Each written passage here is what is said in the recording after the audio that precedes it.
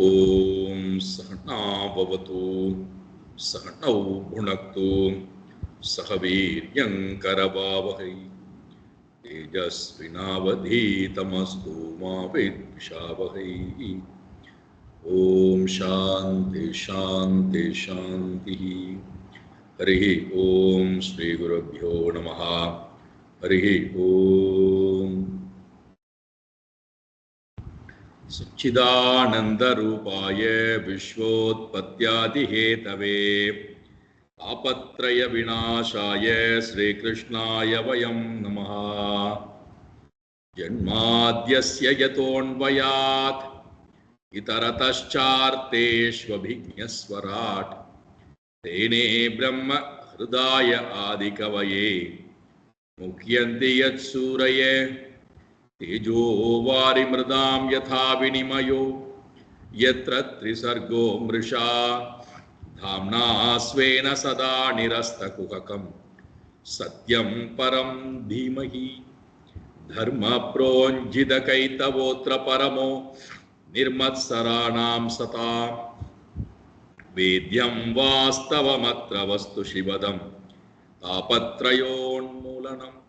श्रीमद्भागवते महामुनिकृते किं वा परैरीश्वरः सद्यो हृद्यवरुध्यतेऽत्र कृतिभिः शुश्रूषिभिस्तत्क्षणात् निगमकल्पतरोर्गलितं फलं सुखमुखातमृतद्रवसंयुतं पिबत भागवतं रसमालयं मुहुरहो रसिका भुवि भावुकाः. नारायणं नमस्कृत्य नरं चैव नरोत्तमं देवीं सरस्वतीं व्यासं ततो जयमुदीरये. देवीं सरस्वतीं व्यासं ततो जयमुदीरये.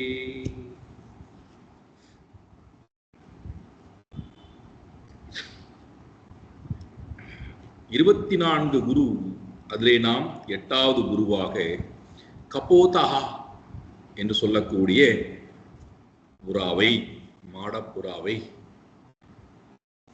கிரகஸ்த ஆசிரமத்திலே வாழ்ந்து கொண்டிருக்கக்கூடிய புறாவினுடைய வாழ்க்கையானது ஸ்நேகம் வைப்பதினால், சங்கம் வைப்பதினால் அந்த ஜீவன் எப்படி மனதளவிலே தாபம் உடையதாக இருக்கிறது என்பதை நான் உணர்ந்து கொண்டு ஸ்நேகம் வைக்காமை, சங்கம் வைக்காமை என்கின்ற அறிவை நான் கபோதஹா என்று சொல்லக்கூடிய மாடப்புறாவிடத்திலிருந்து தெரிந்து கொண்டேன். சங்கம் வைத்தால் என்னாகும், ஸ்நேகம் வைத்தால் என்னாகும்? 2 வகுப்பாக முழுக்க ரொம்ப விரிவாக நாம் ஆராய்ந்து பார்த்திருக்கிறோம். அதோட இவரும் ரொம்ப விரிவாகவே இந்த விஷயத்தை எடுத்து பேசுகிறார். மற்ற எல்லாம் ஒரு பாடல்ல முடிந்து விடுகிறது. இந்த விஷயத்தை மட்டும் நிறைய பாடல்களின் மூலமாக இந்த சம்பவத்தை நம்முடைய மனதிலே விதைக்க வருகிறார் அவதூதர். காலையிலே பார்த்தோம், ஆண் புறாவும் பெண் புறாவும் இரண்டும் சேர்ந்து கிரகஸ்த ஆசிரமத்தை மேற்கொண்டு ஆடுவது, பாடுவது, பேசுவது, சாப்பிடுவது, உறங்குவது, சஞ்சாரம் செய்வது, இப்படி எல்லா காரியங்களையும் சிறப்பாக செய்து கொண்டு வரக்கூடிய இந்த புறாக்களுக்கு இறைவனுடைய அனுகிரகத்தினாலே குஞ்சானது கிடைக்கின்றது. அந்த குஞ்சுகளுடைய அழகை பார்த்து, மிருதுவான இறக்கைகளை பார்த்து, இனிமையான குரலை பார்த்து, அழகான வடிவத்தை பார்த்து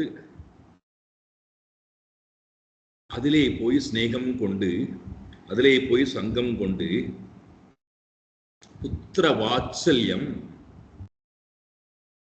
பிரஜா புபுஷதுஹு பிரீதௌ தம்பதே புத்திரவத்சலௌ ஸ்ருண்வந்தௌ குஜிதம் பூஜிதம் தாசாம் நிர்வ்ருதௌ கலபாஷிதைஹி. இந்த குழந்தைகள் இனிமையாக புறாவானது சப்தம் எழுப்புகிறது. அது கேட்பதற்கு இனிமையாக இருக்கிறது. அந்த சப்தத்திலே மயங்கி போய் அதனுடைய இறக்கைகள் எல்லாம் மிருதுவாக இருக்கக்கூடிய தன்மை, இவைகள் எல்லாம் தனக்கு சந்தோஷம் கிடைப்பதாக இந்த ஜீவன் நினைத்து கொண்டு என்ன செய்கின்றாராம்? இந்த ரெண்டு பேரும் சேர்ந்து பிரஜாஹா புபுஷது, பிரஜைகளை வளர்ப்பதிலேயே கவனம் உடையவர்களாக இருக்கிறார்கள். இந்த ரெண்டு பேரும் சேர்ந்து தன் குழந்தைகளை வளர்ப்பதிலேயே இவர்கள் தன்னுடைய ஈடுபாடு கொண்டவர்களாக இருக்கிறார்கள். காரணம் என்ன? அந்த சின்ன சின்ன நகர்வுகள், அந்த உடல் அழகு, மிருதுவான இறக்கைகள், அது எழுப்பக்கூடிய ஒளி, அதனுடைய வாழ்க்கை முறையெல்லாம் பார்த்து, அதனுடைய செயல்பாடுகளை எல்லாம் பார்த்து இந்த ஜீவனுக்கு இதுதான் நமக்கு சுகம், இதன் மூலமாகத்தான் நமக்கு சுகம் கிடைக்கும் என்று சொல்லக்கூடிய எண்ணம். காலையிலே பார்த்தோம் அல்லவா, சுகத்துவ புத்தி.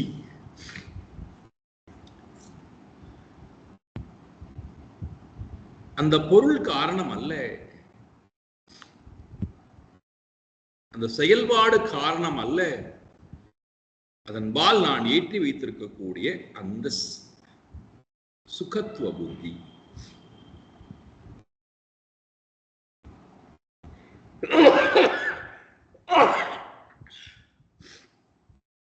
அதோட சேர்ந்து ரொம்ப முக்கியமானது என்னவென்றால், ரொம்ப ஒரு முக்கியமான ஒரு செய்தியை சொல்றார்.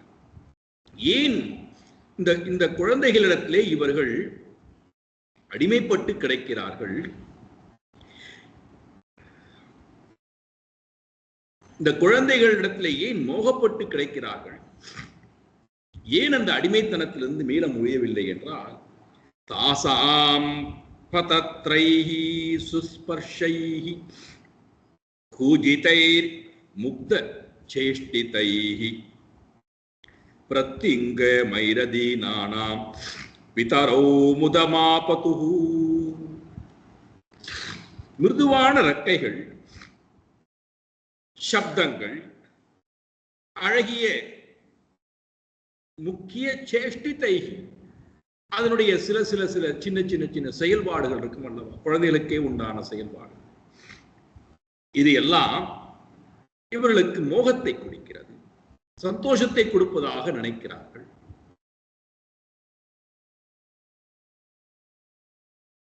அதே குழந்தை வளர ஆரம்பித்த பிறகு அதே காரியத்தை பண்ணா கோபம் வருகிறது நமக்கு. பாருங்கள், எந்த குழந்தை சிறு பிராயத்திலே ஒரு காரியத்தை செய்யும் போது நமக்கு மகிழ்ச்சி கொடுத்ததோ அதே காரியத்தை, உதாரணத்துக்கு எடுத்துக்கொள்ளுங்கள், வீட்டில் ஒரு பொருள் நம்முடைய நடு அறையிலே இருக்கிறது, நாமளே அந்த பொருளை தூக்கி போடுகிறோம். அந்த குழந்தை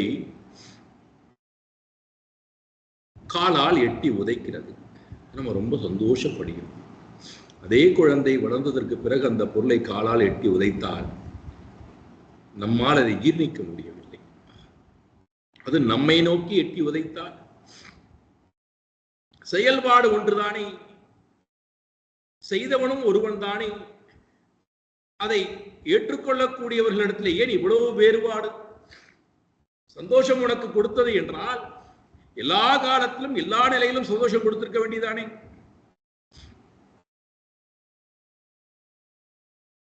ஏன் அது நடக்கவில்லை என்றால், இந்த குழந்தை நிலையிலே இருக்கின்ற அந்த பறவைகள் பிரதி உத்கமைஹி, தங்களை நோக்கி ஓடி வருகிறது. பிரதி உத்கமை என்றால், எது தனக்கு ஆனந்தம் கொடுப்பதாக நாம் நினைக்கின்றோமோ அவை நமக்கு சந்தோஷத்தை கொடுக்கணும். அடிமையாகவே இருந்து நாம் கேட்கின்ற போதெல்லாம் சந்தோஷத்தை கொடுக்க வேண்டும், கேட்கின்ற முறையிலெல்லாம் சந்தோஷத்தை கொடுக்க வேண்டும்.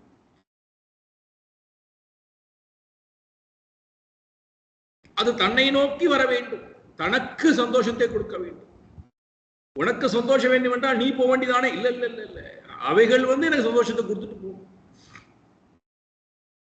அந்த முறையிலே இந்த குழந்தைகளாக, பிஞ்சு குழந்தைகளாக இருக்கின்ற இந்த பறவை குஞ்சுகள் தன்னை வளர்க்கக்கூடியவர்களை, தனக்கு உணவிடக்கூடியவர்களை ஓடி வருகின்ற அந்த காட்சியை பார்த்து அதிலே மோகம் கொண்டு, கர்வம் கொண்டு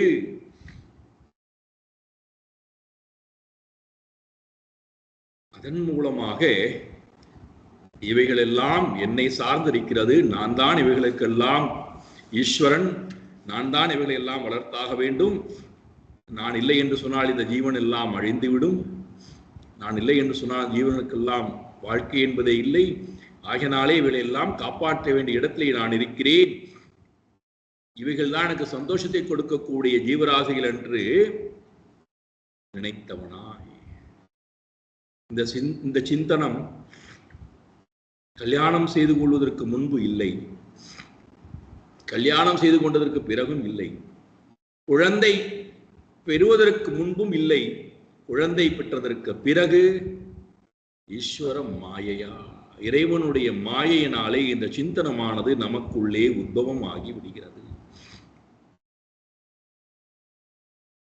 எவ்வளவு பெரிய ஒரு இழப்பு பாருங்கள் ஒரு ஜீவனுக்கு, எவ்வளவு பெரிய மயக்கம் பாருங்கள், எவ்வளவு பெரிய தடை பாருங்கள் ஒரு ஜீவனுக்கு.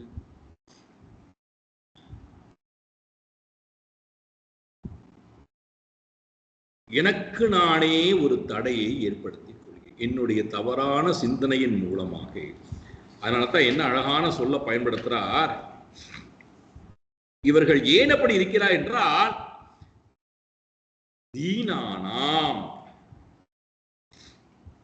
தீன புருஷர்களாக இருக்கிறார்கள். சிந்திக்கக்கூடிய ஆற்றலை இழந்து, தீன தீகின்னு பார்த்தோம் அல்லவா, விவேகத்தன்மையை இழந்து, ரொம்ப விரிவா நானும் அடிமையாக இருந்து மற்ற ஜீவனையும் அடிமைப்படுத்தக்கூடிய தன்மை. அதனால என்ன நடக்கின்றதாம் இங்க சொல்றார் பாருங்கள், ஸ்நேகானு பத்த ஹிருதயௌ அன்யோன்யம் விஷ்ணு மாயையா விமோகிதௌ தீனதியௌ சிசூன் புபுஷதுஹு பிரஜாஹ. விஷ்ணுவனுடைய மாயா, இறைவனுடைய மாயா, இறைவனுடைய சக்தி. அதனால்தான் இறைவனுடைய மாயை என்பது என்ன அப்படின்னா, மூன்று குணம், இந்த மூன்று குணத்திலே இருக்கின்ற 4 மலங்கள், அதுதான் மாயா.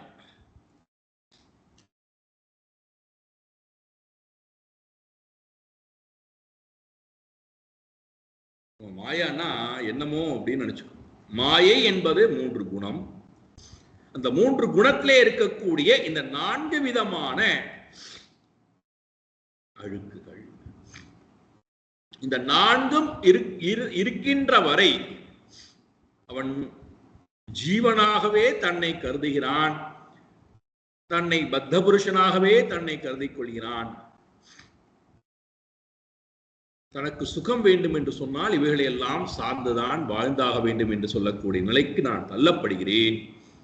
என்னுடைய உண்மையான ஈஸ்வரத்தன்மையை அறிந்து கொள்வதற்கு நான் பிரயத்தனப்படுவதற்கு தயாராகவே இல்லை.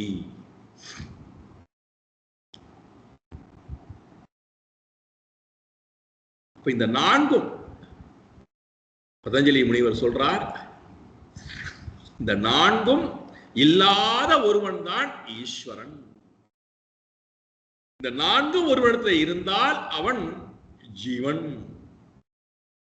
இப்போ மாயை என்பது என்னது? இந்த 4ம் சேர்ந்தது. மனதில் இருக்கக்கூடிய 3 குணத்தில் இருக்கக்கூடிய இந்த 4 தோஷங்கள், கிளேஷ, கர்ம, விபாக, ஆசையைஹி, இந்த 4.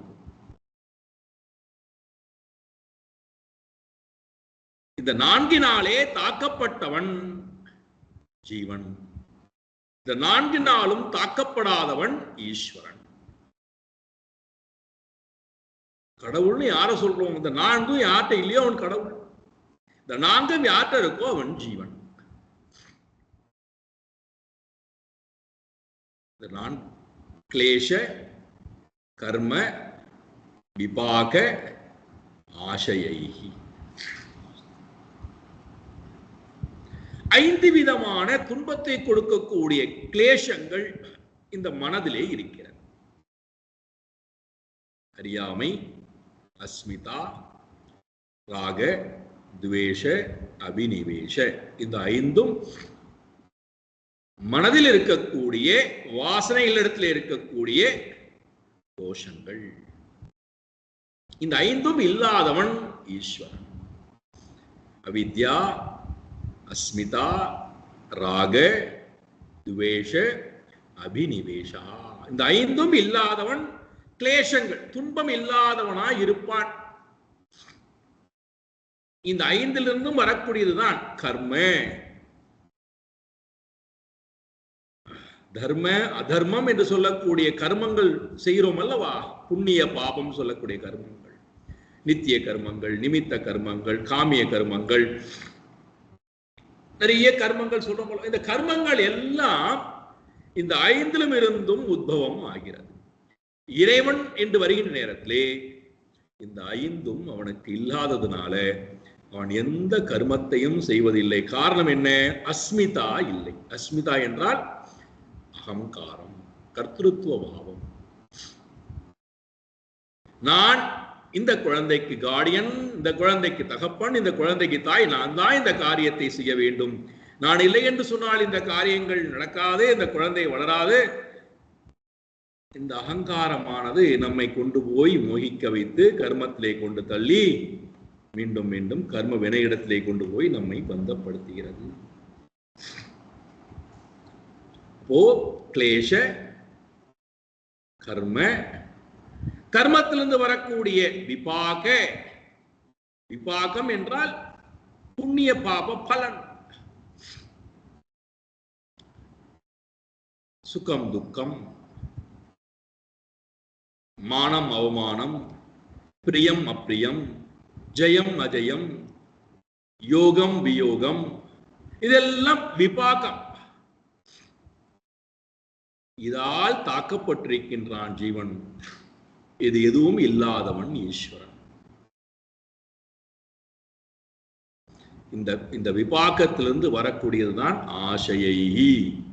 இந்த ஆசையைகி என்பது என்னது? மீண்டும் பிறப்பு, மீண்டும் இறப்பு, மீண்டும் ஆயுள், அந்த ஆயுளுக்கு மீண்டும் ஒரு போகம், இவைகளால் திரும்ப திரும்ப திரும்ப இந்த உலகத்திலே கொண்டு போய் தள்ளப்படுகிறான். இதுதான் மாயா. இதுல நான் வெற்றி பெற வேண்டும் என்றால், இந்த மாயை என்னை தாக்க வேண்டாம் என்றால், இந்த 4லும் இருந்தும் நான் விடுபடாத வரை மாயை என்னை விட்டு நீங்காது. இப்ப இந்த 4ம் சேர்ந்து என்ன செய்கின்றதாம்? விஷ்ணு மாயா விமோகிதௌ. இந்த 4ம் எனக்குள்ளே அமர்ந்து கொண்டு என்னுடைய மனதிலே முழுக்க வியாபித்திருந்து என்னை மோகிக்க வைக்கிறது. கர்மத்திடத்திலே, கர்மத்தினுடைய பலனிடத்திலே, அது கொடுக்கக்கூடிய வாழ்க்கை முறையிலே, அது கொடுக்கக்கூடிய பிறப்பிலே, அது கொடுக்கக்கூடிய இறப்பிலே, அது கொடுக்கக்கூடிய சுகத்திலே, அது கொடுக்கக்கூடிய அங்கீகாரத்திலே என்னை கொண்டு போய் விமோகிதௌ, என்னை மோகம் அடைய வைத்து, அந்த மோகத்தின் காரணத்தினாலே நாம் காலையிலே பார்த்தோம், எங்கே நமக்கு இந்த ஸ்நேகமும் பந்தமும் இருக்கிறதோ அங்கே நமக்கு இலக்கு ஞாபகத்துக்கே வராது.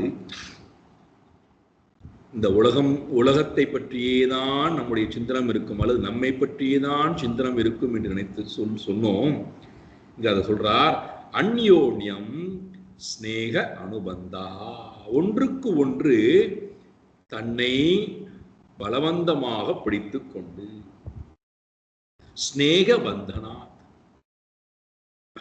பாசம் பந்தத்தினாலே ஒன்றுக்கு ஒன்று தன்னைத்தானே கட்டிக்கொண்டு தீன தீயோ,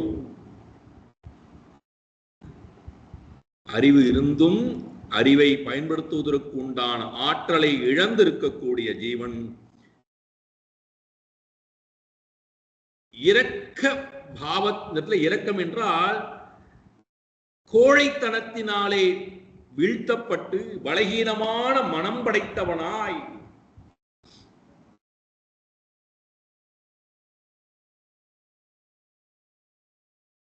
தீன தீஹி. அர்ஜுனனுக்கு இந்த தீன தீ வரக்கூடாத இடத்துல வந்தது. அதை எவ்வளவு அழகா காட்டுறாரு பாருங்கள் படம் பிடித்து. பகவான் கேட்கிறார் 2வது அத்தியாயத்திலே, எங்கிருந்து பா உனக்கு இந்த நேரத்திலே இந்த மாதிரியான சிந்தனம் வந்ததுன்னு கேட்கிறார் அர்ஜுனன்.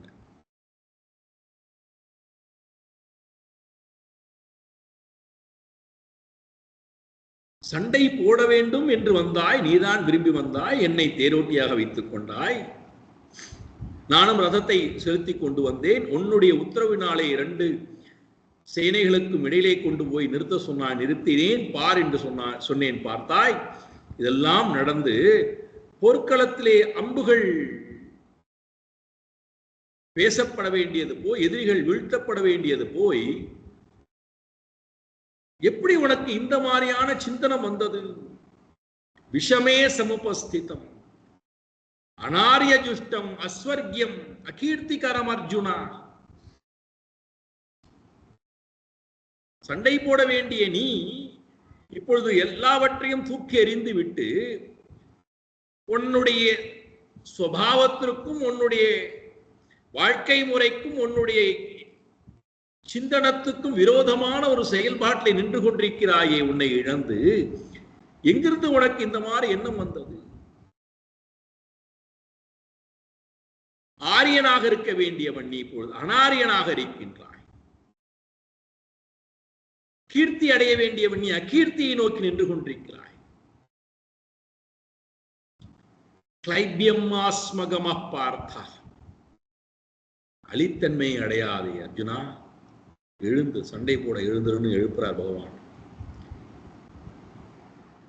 அப்போ தீன புத்தி என்பது நமக்கு நாமே தவறான சிந்தனைகளின் மூலமாக ஏற்றி வைத்துக் கொள்கின்ற தன்மை. அதற்கு நாம் யாரெல்லாமோ காரணம் காட்டுகிறோம், எதையெல்லாமோ காரணம் காட்டுகிறோம்.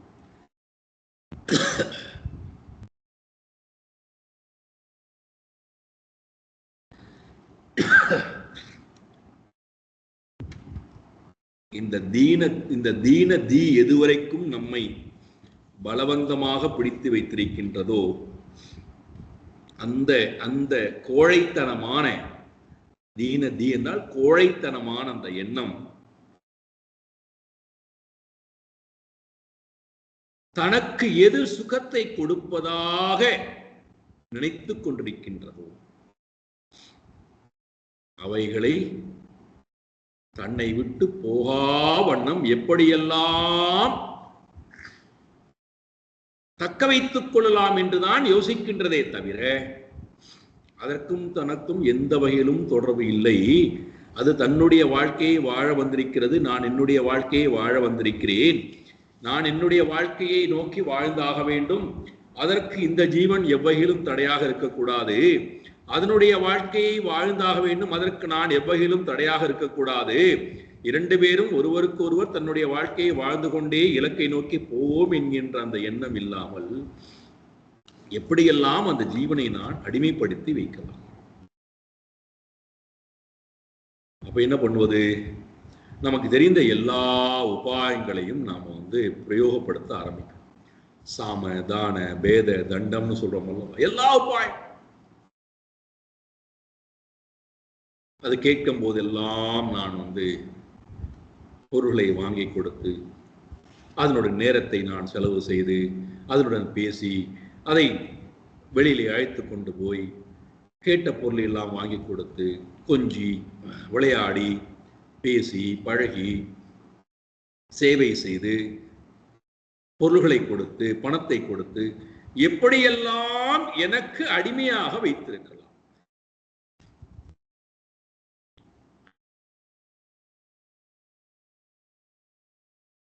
இந்த சிந்தனம் மேலோங்கி இருந்து தன்னை தன்னுடைய சுகத்தை மட்டுமே மையமாக கருதி தான் செய்யக்கூடிய காரியங்களை அதற்காகவே அமைத்து கொண்டு அதற்கேற்ப ஒரு வாழ்க்கை முறையை அமைத்துக் கொண்டு ஒரு சூழ்நிலை ஏற்படுத்தி கொண்டு அதை தவிர வேறு ஒரு உலகம் என்பது இல்லை, அதை தவிர வேறொரு வாழ்க்கை முறை இல்லை என்பதாக தனக்குத்தானே ஒரு கூட்டை கட்டி கொண்டு அதிலே மோகித்து கிடைக்கிறது. இந்த காட்சியை கொண்டு காட்டுறார். தீன தியௌ சுதான் பிரஜாஹா புபுஷதுஹு. தன் தன் மூலமாக வந்திருக்கக்கூடிய அந்த இளம் குழந்தைகளை வளர்த்து வருவதிலேயே கவனம் உடையவர்களாக இருக்கிறார்கள். நீங்கள் கேட்கலாம், நல்லதுதானே, எங்கள் மூலமாக ஒரு ஜீவன் வந்தால் ஜீவனை வளர்ப்பதிலே எங்களுக்கு பொறுப்பு கொடுத்திருக்கிறான், நாங்கள் வளர்த்தால் உங்களுக்கு என்ன கஷ்டம் வந்தது? உங்களை உங்க அம்மா வளர்த்து ஆளாக்கிறதுனால இப்படி நீங்க வந்து உட்கார்ந்து கொண்டிருக்கிறீர்கள். உங்க அம்மா அவங்களை வளர்க்கவில்லை, உங்க அப்பா அவங்களை வளர்க்கவில்லை என்றால் இப்படி உட்கார்ந்து கொண்டு பேசிக் கொண்டிருப்பீர்களா? அதே போலதான் நாங்களும் இந்த காரியத்தை செய்கிறோம். அதில் என்ன தவறு இருக்கிறது? அதை ஏன் நீங்கள் வந்து ஏளனமாக பார்க்கிறீர்கள், கஷ்டமாக பார்க்கிறீர்கள்?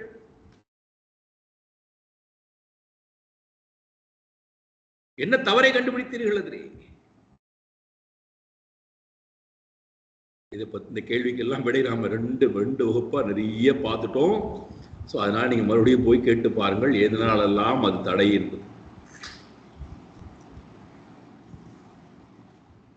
இப்போ இங்கே இந்த மாதிரியான சிந்தனம் வந்து இந்த குழந்தைகளை வளர்ப்பதிலேயே தன்னுடைய வாழ்க்கையை முழுமையாக இழக்கின்ற ஜீவன் நேரம் போவது தெரியாமல், ஆயுள் போவது தெரியாமல், ஆரோக்கியம் போவது தெரியாமல், தன்னுடைய வாழ்க்கை இலக்கு என்பது தனக்கு அறிவுக்கு வருவதே இல்லாமல் போகின்ற தன்மையை, தான் வாழ வேண்டிய வாழ்க்கை இன்றைக்கு வரைக்கும் வாழாமல் இருக்கிறோமே என்பதை பற்றி சிந்தனம் இல்லாமல் வீணாக தன்னுடைய வாழ்க்கை வியர்த்தமாக கழிந்து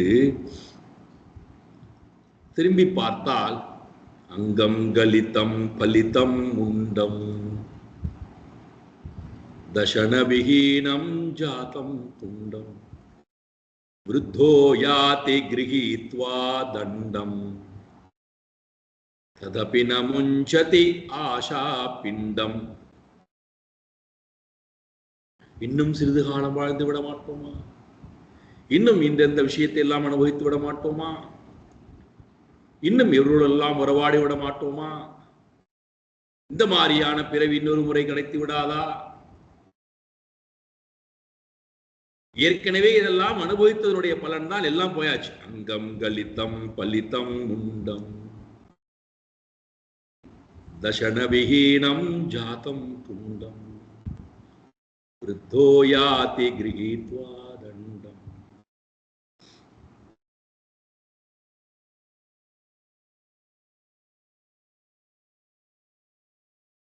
ரொம்ப ரொம்ப ரொம்ப வேதனைக்குரிய விஷயம் என்னவென்றால், இந்த செயல்பாடுகள் எல்லாம் தொடர்ந்து வரும்போது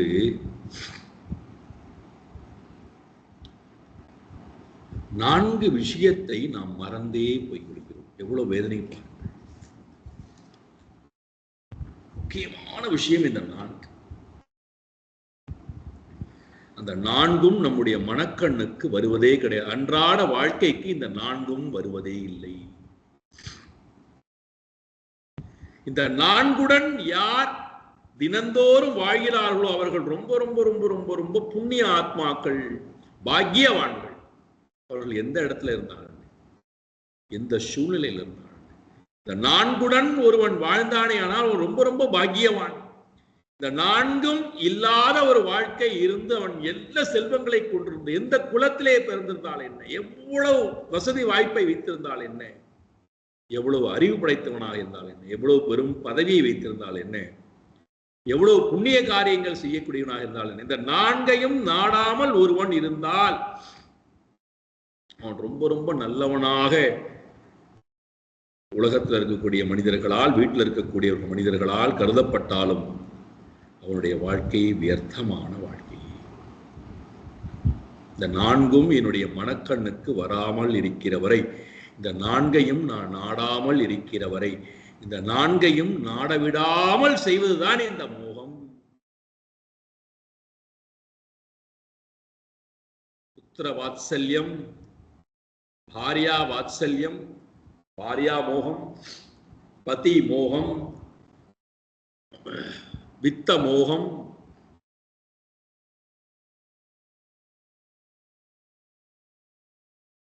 அது என்ன இந்த நான்கு? ஆதிசங்கர பகவத்பாதா தன்யாஷ்டகம் அப்படின்னு ஒரு நூல் எழுதியிருக்கார். அதுல அவர் சொல்றார் முதல் பாடல்லையே, தத் ஞானம் பிரசமகரம் யதீந்திரியாணாம் தத் ஞேயம் யதுபனிஷத்சு நிஷ்சிதார்த்தம் தே தன்யா புவி பரமார்த்த நிஷ்சிதேஹாஹ சேஷாஸ்த்ரு பிரமணிலயே பரிப்ரமந்தஹ. இதுல நான்கையும் சொல்றேன். தத் ஞானம், அதுதான் ஞானம். தத் ஞானம், அந்த ஞானம், அறியப்பட வேண்டிய ஞானம். தத் ஞானம்,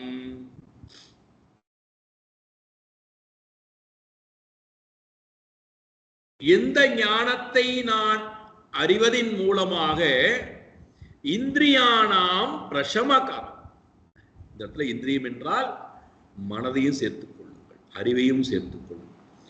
எந்த ஞானம் எனக்கு கிடைப்பதினாலே இந்திரியங்களும் மனமும் பிரசமகாரம் அமைதி அடைகிறதோ, முழு அமைதியை எந்த ஞானமானது எனக்கு கொடுக்கிறதோ, எந்த ஞானத்தை கேட்ட மாத்திரத்திலே என்னுடைய கொந்தளித்துக் கொண்டிருக்கக்கூடிய மனம் அமைதி அடைகிறது. தத் ஞானம், அதுதான் ஞானம்ங்கிற அந்த ஞானத்தை தத் ஞேயம், அது அறியப்பட வேண்டும். அந்த ஞானத்தை தான் நீ அறிய வேண்டும்.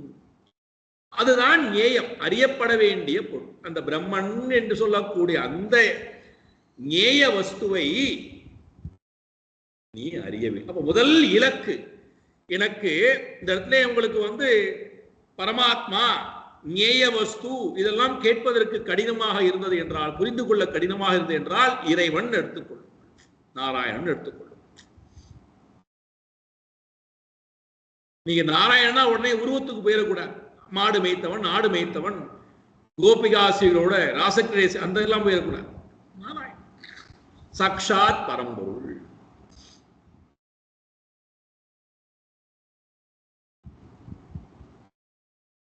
அந்த நாராயணனை நான் தெரிந்து கொள்வதற்குத்தான் இந்த உலகத்துக்கு வந்திருக்கேன். அதுதான் ஞேயம், அறியப்பட வேண்டிய பொருள் அதுதான். அதை அறிந்து கொள்வதற்கு உண்டான எண்ணமே என்னுடைய மனதில் வரவில்லை என்றால் நான் வாழ்ந்த என்ன பிரயோஜனம்?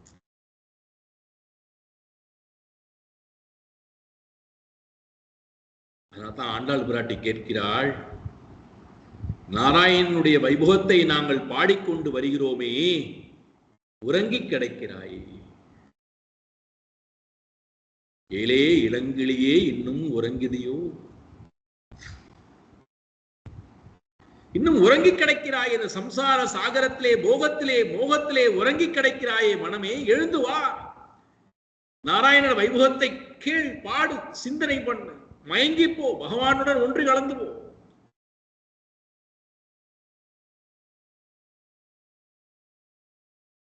எத்தனை காலம் இன்மே உறங்கி கிடக்கப் போகிறாய்?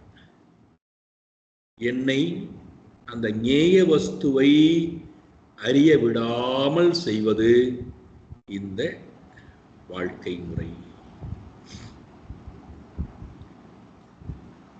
நான் இந்த வாழ்க்கை முறைக்குள்ளே இருக்கிறேன், ஆனால் நான் சதா ஞேய வஸ்துவாக இருக்கக்கூடிய இறைவனை அடைவதிலேயே கவனத்துடன் இருக்கிறேன் என்றால் நான் உண்மையிலேயே தன்யவான், பாக்கியவான்.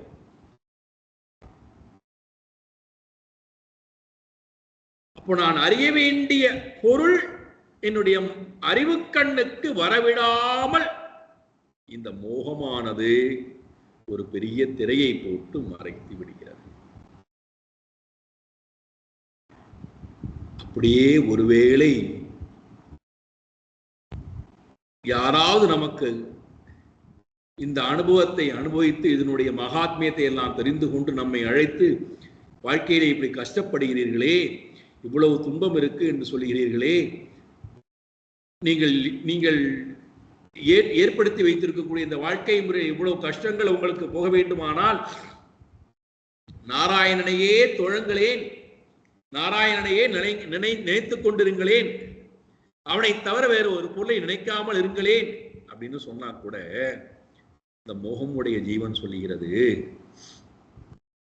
நானும் ஆசைப்படுறேன், ஆனா இப்போதைக்கு இல்லை, எல்லா சூழ்நிலைகளும் மாறிவிடட்டும், எல்லாம் எனக்கு ஏற்ற மாதிரி வந்துவிடட்டும், எல்லோரும் என்னை புரிந்து கொள்ளக்கூடியவர்களாக வந்துவிடட்டும், நிச்சயமாக நான் நீங்கள் சொல்லுவதை போல நாராயணனே நமக்கே பறை தருவான், நாராயணனே கதி என்று நாங்கள் வந்து விடுகிறோம்.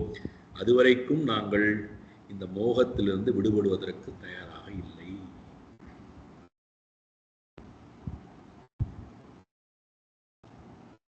எவ்வளவு பெரிய துர்பாகியமான் பாருங்க. அப்போ இந்த 4 விஷயத்துல முதல் விஷயம் ஞேயம், அறியப்பட வேண்டிய பொருள், அதை நான் அறியத்தான் இந்த உலகத்திலே வந்திருக்கிறேன். அதை அறிந்து கொள்ள விடாமல் இந்த மோகத்திரையானது என்னை மறைத்து விடுகிறது. இது முதல் தடை. 4 தடையில முதல் தடை. 2வது தடை என்னவென்றால், எப்பொழுது ஞேயம் என்னுடைய மனக்கண்ணிலே எனக்கு வராமல் இருக்கிறதோ,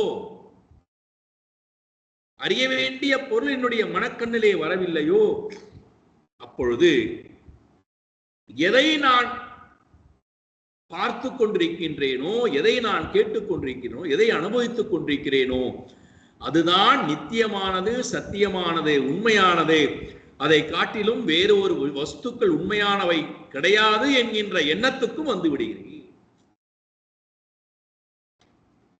என்னை நானே கொண்டு போய் அர்த்த காமத்திலே போய் என்னை நானே கட்டிக்கொள்கின்றேன்.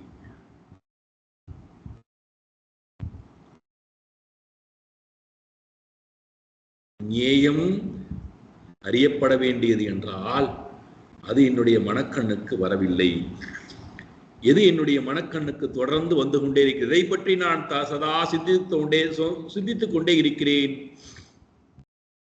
லோக விசாரம், தேக விசாரம், அன்ன விசாரம், ஸ்வர்ண விசாரம், பெண்டீர் விசாரம், வஸ்து விசாரம், ரோக விசாரம், போக விசாரம், யோக விசாரம் நாஸ்தி. இறைவனை பற்றின சிந்தனம்.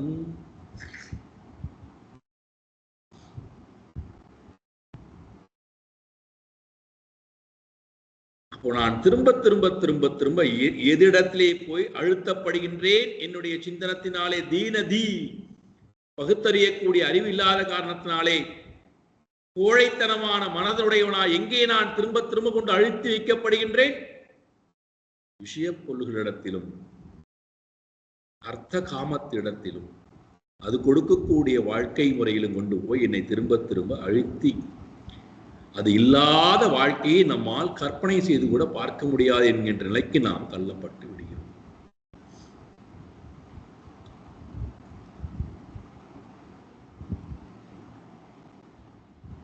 அதனால்தான் நீங்கள் பாருங்கள், அந்த அந்த அந்த அர்த்த காமம் கொடுத்த அந்த வலி இருக்கு அல்லவா, அது கொடுத்த அந்த அதிர்வு இருக்கு அல்லவா, அது எவ்வளவு தூரத்துக்கு நம்மை உண்மையை நோக்கி நகர விடாமல் செய்திருக்கு என்று பாருங்கள். என்ன வாழ்க்கைக்கு தேவையோ அத்தனையும் இறைவன் நமக்கு கொடுத்து விட்டான். நம்ம கேட்பதற்கு முன்பாகவே கொடுத்து விட்டான். இப்ப நாம் ஒன்றே ஒன்றுதான் செய்யணும், கொடுத்தவனை மறவாது சதா நினைக்கணும். ஆனா நாம் என்ன சொல்றோம், இவ்வளவுதானே கொடுத்திருக்கிறாய், நீ இவ்வளவு கொடுத்து விடேன் உன்னையே நினைக்கிறேனேன்னு சொல்றோம். இறைவன் அதையும் கொடுக்கிறான்னு வச்சுப்போம். அங்கே போய் உட்கார்ந்து கொண்டு நீ இவ்வளவுதானே கொடுத்திருக்கிறாய், இன்னும் கொடுக்க கூடாதா?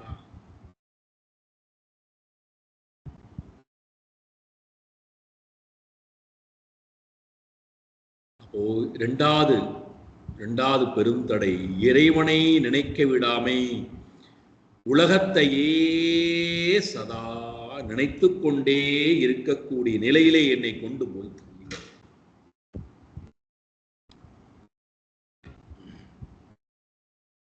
அதனால்தான் ஆதிசங்கர பகவத் பாதால் பாடுறார், இப்பேற்பட்டவர்கள் புனரப்பி ஜனனம் புனரப்பி மரணம் புனரப்பி ஜனனி ஜடரே சயனம் இக சம்சாரே பகுதுஸ்தாரே கிருபயா பாரே பாகி முராரே.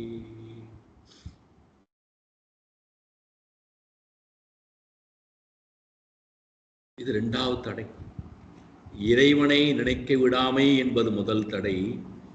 உலகத்தையே அர்த்தத்தையும் காமத்தையும் சதா நினைத்து கொண்டே இருத்தல், அதை நோக்கியே என்னை திரும்ப திரும்ப திரும்ப எத்தனை வருடங்கள் ஆனாலும் சரி, எவ்வளவு வயதுகள் வந்தாலும் சரி, எவ்வளவு ஆயுள் விரயமானாலும் சரி, எத்தனை பிறவிகள் எடுத்தாலும் சரி, அது இடத்திலிருந்து போரும், எனக்கு எல்லாமே இறைவன் கொடுத்து விட்டாய், இனிமேல் இறைவனை தவிர எதையுமே நான் நினைக்கப் போவதில்லை என்கின்ற எண்ணத்தை எனக்கு கொடுக்காமை.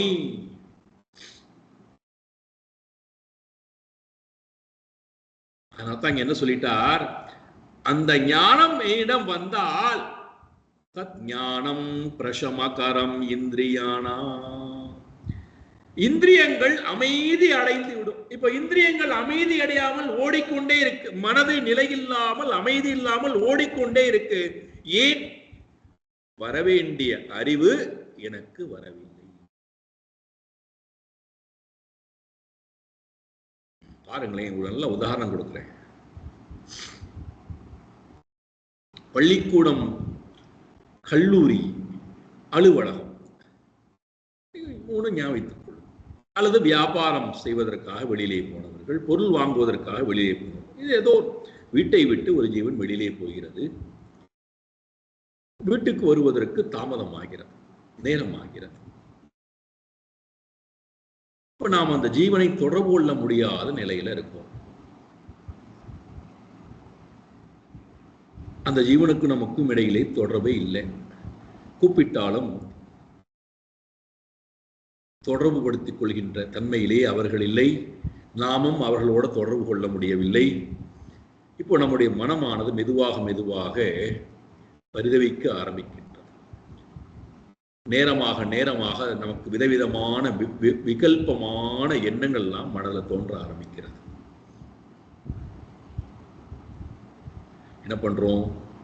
இப்ப எந்த ஜீவனை நாம் தொடர்பு கொள்ள வேண்டும் நினைக்கிறோமோ அந்த ஜீவனை தொடர்பு கொள்ள முடியாத நிலையில் இருக்கும்போது, அந்த ஜீவனுக்கு யாரெல்லாம் நெருக்கமானவர்களோ அந்த ஜீவனுக்கெல்லாம் தொடர்பை ஏற்படுத்தி, பையன் இங்கே வந்தானா, பெண் குழந்தை இங்கே வந்தாளா, கணவன் இங்கே வந்தானா, மனைவி இங்கே வந்தாளா,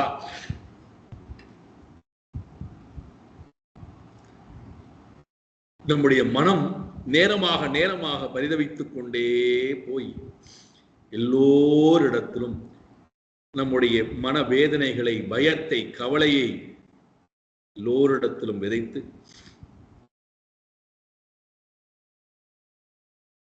பரிதவித்துக் கொண்டிருக்கக்கூடிய நேரத்திலே அங்கிருந்து ஒரு அழைப்பு வருகிறது. நாம் யாரை தொடர்பு கொள்ள நினைக்கிறோமோ அவரை கூப்பிடுகிறார். அந்த சப்தத்தை கேட்ட உடனேயே நம்முடைய மனதிலே ஒரு பதற்றம் நிறைந்த, ஒரு வேதனை நிறைந்த, அதே நேரத்திலே அவருடைய குரலை கேட்ட சந்தோஷம் இருந்தாலும், அவன் நல்லபடியாகத்தான் இருக்கிறானா இல்லையா என்கின்ற அந்த அந்த செய்தியானது தனக்கு கிடைக்கணும். என்னை பற்றி கவலைப்பட வேண்டாம், நான் இங்கேதான் இருக்கிறேன், பத்திரமாகத்தான் இருக்கிறேன், இந்த நேரத்திலே வந்து விடுகிறேன் அப்படின்னு சொல்லிட்டு தொடர்பை துண்டித்து விடுகிறான். பதற்றம், பயம், கவலை, வேதனை, விதவிதமான விகல்பமாக சிந்தித்த சிந்தனைகள் எல்லாம் போய் மனமானது எப்படி பிரசமாகாரம் அமைதி அடைகிறதோ. காரணம் என்ன? நேரடியாக பெறப்பட்ட அறிவு. அறிவு இல்லாத வரை மனம் எதையெல்லாமோ எண்ணிக்கொண்டிருந்தது. நேரடியாக அறிவு வந்தோடனே மனம் அமைதி ஆயிடுது. அதே போலதான் மனம் இறைவனுடைய சக்தி மாயா. அந்த மனதுக்கு இறைவனை பற்றின விஷயத்தை கொடுக்காத வரை, உலகத்து விஷயத்தை கொடுக்கின்ற வரை மனம் அமைதி அடையாது. பதற்றத்தில் தான் இருக்கும், பயத்தில் தான் இருக்கும், கவலையில் தான் இருக்கும், மோகத்தில் தான் இருக்கும், சோகத்தில் தான் இருக்கும், பந்தத்தில் தான் இருக்கும், வேதனையில் தான் இருக்கும். எந்த அறிவை மனதுக்கு கொடுத்தால் மனம் உடனடியா அமைதி அடையுமோ அந்த பொருளை மனதுக்கு நான் காட்டாத வரை. இப்ப நீங்க அறிவை கொடுக்கணும்.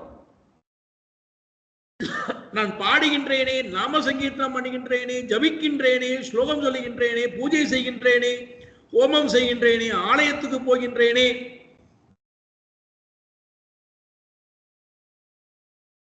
அறிவு கொடுக்கணும்.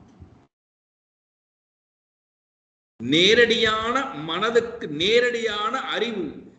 எதனால் மனம் பதற்றம் அடைகிறதோ அந்த பதற்றமானது போவதற்கு, அறியாமை போவதற்கு அறிவுதான் காரணம் என்றால், நேரடியான அறிவை மனதுக்கு கொடுக்காத வரை மனம் அமைதி அடையாது.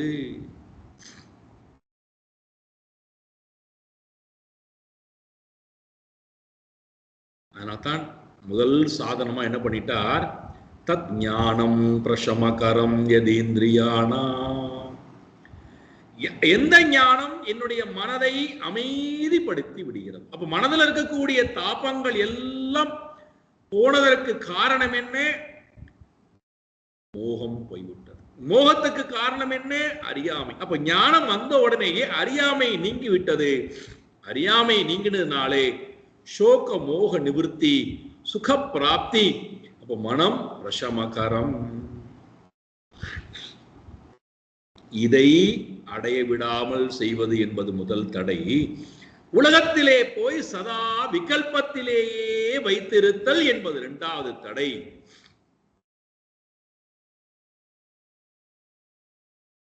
மூன்றாவது, எதுவரைக்கும் நான் உலகம் நித்தியம், உலகம் சத்தியம், உலகத்திலே பெறப்படுகின்ற அனுபவங்கள் அத்தனையும் சத்தியமானவை என்று அதற்கு பின்னாடி ஓடுகின்றேனோ அதுவரை என்னுடைய உயர்வுக்காக உண்டான வாழ்க்கையை பற்றி எனக்கு சிந்தனமே இருக்காது.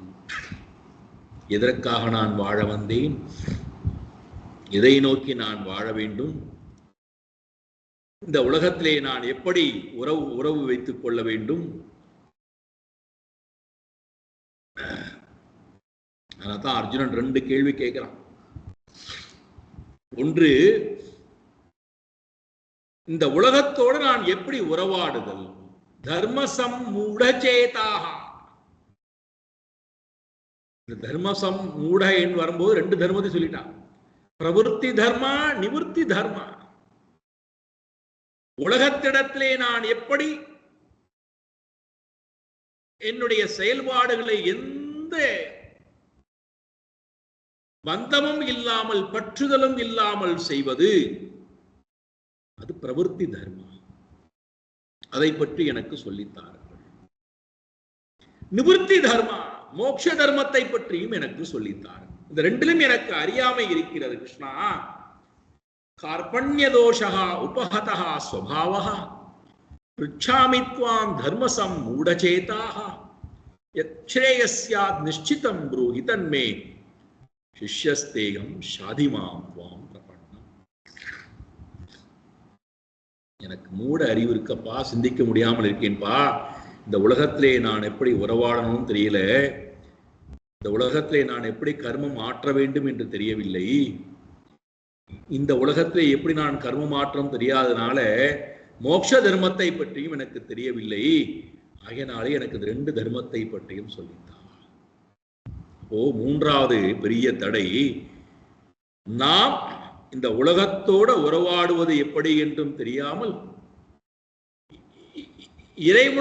இறைவனை அடைவதற்குண்டான நிவர்த்தி தர்மா, அதற்கு என்னென்னலாம் நான் என்னை தயார்படுத்திக் கொள்ள வேண்டும், எப்படி தயார்படுத்திக் கொள்ள வேண்டும், அதற்கு எந்தெந்த மாதிரியெல்லாம் என்னுடைய வாழ்க்கையை நான்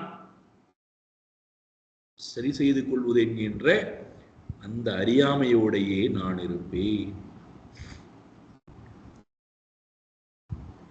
அப்ப என்ன ஆகும்டானா, உலகத்தை பற்றின வாழ்க்கை முறை, உலகத்தோட உறவாடுவதை பற்றின வாழ்க்கை முறையும் தெரியாததுனால உலகத்துக்குள்ளே போய் உறவாடி விட்டு, உறவாட போகும்போதும் விருப்பு வெறுப்போட போய் உறவாடுகிறோம், அகங்காரத்தோட போய் உறவாடுகிறோம், அஞ்ஞானத்துடன் போய் உறவாடுகின்றோம், பந்தத்துடன் போய் உறவாடுகின்றோம், எதிர்பார்ப்புடன் போய் உறவாடுகின்றோம், புண்ணிய பாப பலனை எதிர்பார்த்து புண்ணிய பாப கர்மத்தை விருப்பு வெறுப்போடு போய் உறவாடுகின்றோம்.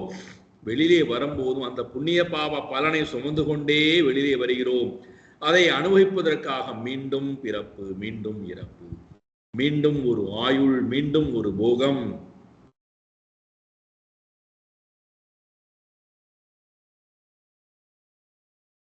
இந்த மூன்றாவது தடை, என்னை பற்றி, என்னுடைய வாழ்க்கையை, நான் வாழ வேண்டிய எனக்கு உண்டான வாழ்க்கையை பற்றியும் எனக்கு தெரியாமை, அறியாமை, என்னை பற்றியும் சிந்திக்காமை.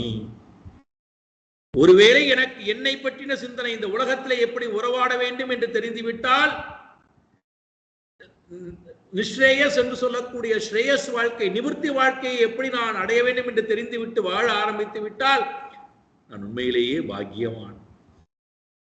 அதான் 3வது வரியில சொல்றார் தத் ஞேயம். அது 2வது வரியில சொல்றார் தத் ஞேயம், அது அறியப்பட வேண்டிய பொருள், அதுதான் அறியப்பட வேண்டிய பொருள். அந்த பொருள் எங்க சொல்லப்பட்டிருக்கு, இதுதான் அறியப்பட வேண்டிய பொருள்னு?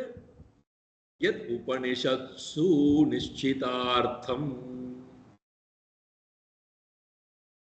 உபனிஷதங்களானது நிச்சயம் செய்து, இதுதான் நீ அறிய வேண்டிய பொருள், இதை நீ அறிந்து கொண்டு விட்டால் எல்லாம் அறிந்ததாக மாறிவிடும் என்று நிச்சிதார்த்தம் உறுதிப்படுத்தி, நிச்சித அர்த்தம் உறுதிப்படுத்திய பொருளை உபனிஷதமானது பேசுகிறது. என்ன பேசுகிறது?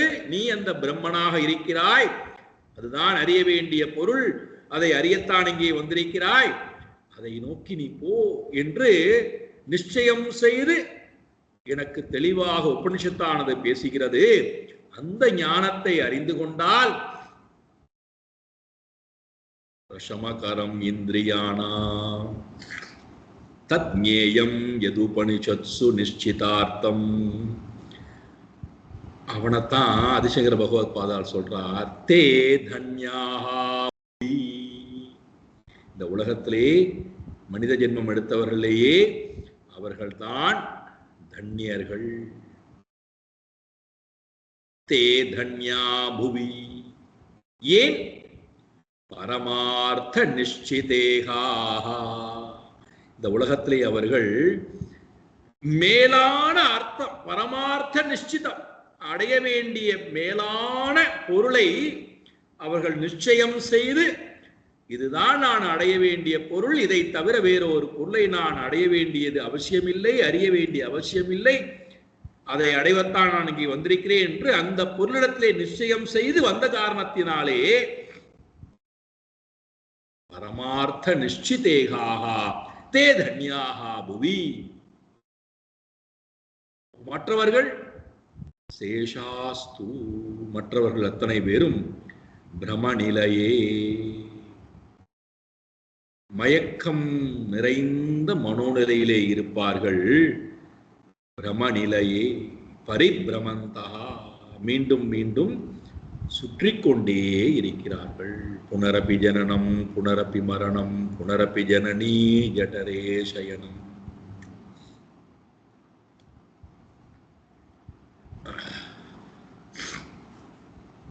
அப்போ மூன்றாவது தடை என்னை பற்றி, என்னுடைய பிரவருத்தி தர்மா நிவர்த்தி தர்மத்தை பற்றி எனக்கு சிந்தனை வரவிடாமல் செய்கிறது.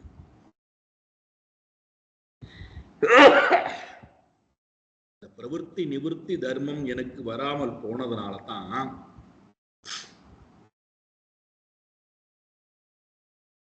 என்ன பியூட்டி பாருங்க, என்ன பியூட்டி பாருங்க. சாஸ்திரம் உண்மையிலேயே நம்மை உயர்த்துவதற்காக பேசுகிறார். எப்பொழுது நமக்கு பிரவருத்தி நிவர்த்தி தர்மம் நம்முடைய அறிவிலே வரலையோ அப்ப நமக்கு என்னெல்லாம் வராதுடான்னா, பிரசாத புத்தி வராது,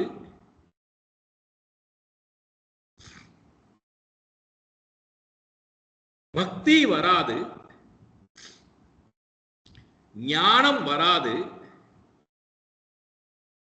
முக்தியை பற்றி என்ன கவலை?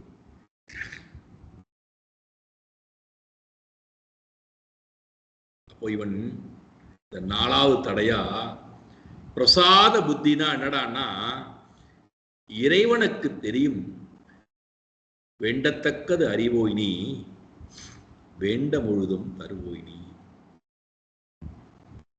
அவனுக்கு தெரியும் எனக்கு என்ன கொடுக்கணும்னு அவனுக்கு தெரியும், எதை கொடுக்க கூடாதுன்னு அவனுக்கு தெரியும். நான் எதற்கு அவனிடத்திலே போய் எனக்கு ஏன் இதை கொடுத்தாய், எனக்கு ஏன் இதை கொடுக்கவில்லை, எனக்கு இப்படி கொடுத்து விட்டாயே வாழ்க்கையை, நான் அவனிடத்துல போய் எதையுமே கேட்க வேண்டாம். எனக்கு தெரியும், அவனுக்கு தெரியும் என்னை பத்தி. என்ன என்ன காருண்யம் பாருங்க, பகவானுக்கு எவ்வளவு பெரிய காருண்யம்.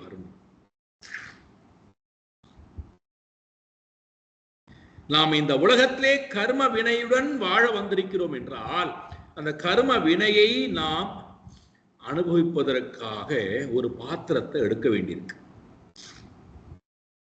அதான் இந்த சரீரம். இப்ப இந்த சரீரம் ஒரு பாத்திரத்துக்கு உள்ளிருந்துதான் வெளியில வர வேண்டிய கட்டாயத்துக்கு தள்ளப்படுகிறோம். அப்ப அந்த இடத்தை எனக்கு ஏற்படுத்தி கொடுத்து அங்க ஆரம்பிக்கிறது பகவானுடைய காருண்யம். இந்த பாத்திரம் இருப்பதற்கு ஒரு இடத்தை கொடுக்கிறான். நாம கேட்டோமா? நம்மால கேட்க முடியுமா? நம்மால உற்பத்தி பண்ண முடியுமா அந்த இடத்தை?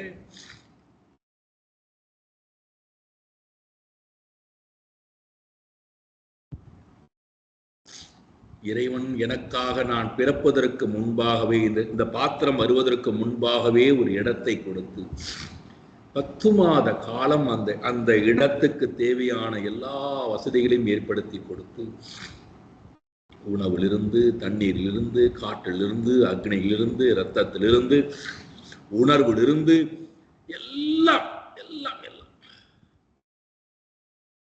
நாம கேட்டா கொடுத்தோம். நாம கேட்டோமா போய்? நாம் ஏதாவது பிரயத்தனமாவது பட்டோமா? நினைக்கவாது செய்தோமா அவனை?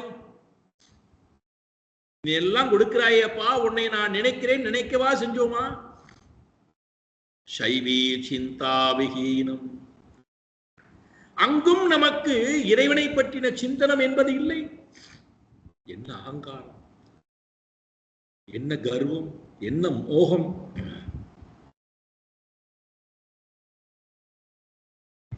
அல்பம் ஒரு 10 மாத காலம் வயிற்றுக்குள்ளே இருந்து வெளியே வந்து விழுந்ததற்கு பிறகு அந்த ஜீவன் வளர ஆரம்பித்து நம்மை விட்டு போய்விட்டது என்றால் என்னெல்லாம் பேசுகிறோம்?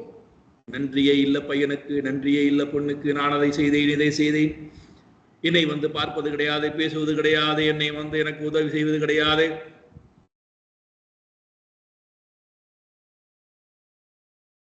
நினைத்து பாருங்கள்.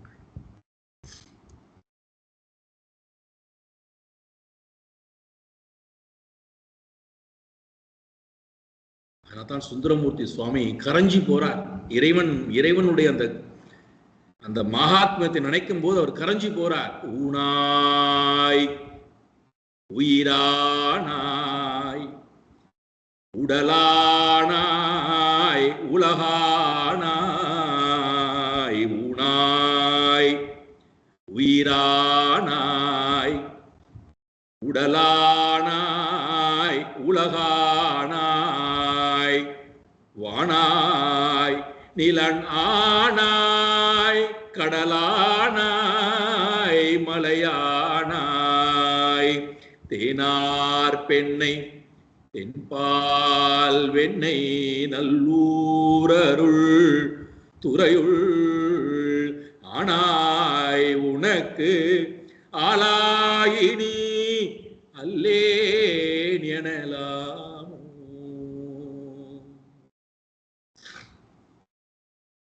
எப்பொழுது எனக்கு இந்த மூன்றை பற்றின சிந்தனம் இல்லையோ, நாலாவதாக பிரசாத புத்தி வராது, பக்தி வராது, ஞானம் வராது, அப்புறம் மோட்சத்தை பற்றி என்ன கவலை? இன்று போவோம்.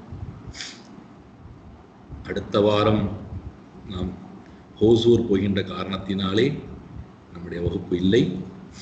அதனால இந்த வாரத்தோடு நாம் நிறுத்திக் கொள்கின்றோம். மீண்டும் நாம் ஜூன் மாதம் முதல் வாரம் சந்திப்போம். உங்கள் எல்லோருக்கும் தமிழ் புத்தாண்டு நல்வாழ்த்துக்கள்.